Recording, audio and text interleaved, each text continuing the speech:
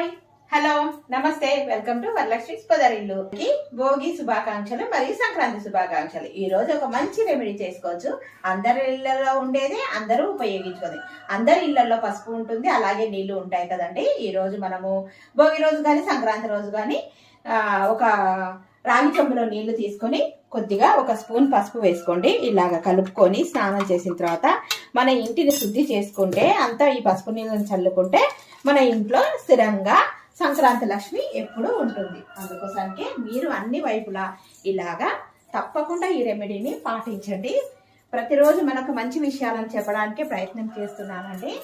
అందుకోసానికి దేవిశ్రీ గురూజీ చెప్పారు. నేను చాలా సాధ్యమైనంత వరకు ఆయన పాటిస్తానండి. నాకు అన్ని మంచిగా జరుగుతున్నాయి. మీరు కూడా అందరు పాటిస్తారని అనుకుంటున్నాను. తప్పకుండా చేయండి.